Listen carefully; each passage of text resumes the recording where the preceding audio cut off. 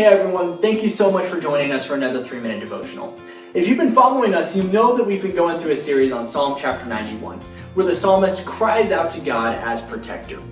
Starting in verse 9, he says, "Because you have made the Lord your dwelling place, the Most High who is my refuge. No evil shall be allowed to befall you, no plague come near your tent. For he will command his angels concerning you, to guard you in all your ways.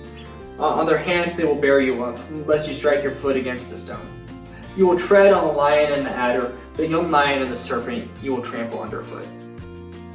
So what I love about this psalm is not that it's not the promise of prosperity, because that's not what the psalmist is experiencing. Okay, you don't cry out to God for protection unless you are in need of protection.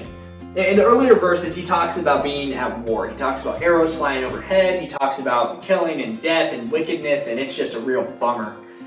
And it was in the midst of that he cried out to God as refuge. You see, he didn't focus on his suffering. The psalmist didn't give all of his attention to the pain or the evil that he was experiencing. He turned his attention to the God who is just, the God who is good, and the God who is intimately near. Because you have made the Lord your dwelling place, the Most High who is my refuge. What does that mean? That it's almost this imagery of being wrapped in the arms of a loving God. A God who is intimately near to his children when they suffer. A couple years ago, I had this incredible opportunity to go to Israel. And we went to all sorts of biblical sites, but the most memorable experience was actually going to the Holocaust Museum. And we went on this tour and we learned all about the Holocaust and just how horrendous it was. It was a very weighty experience.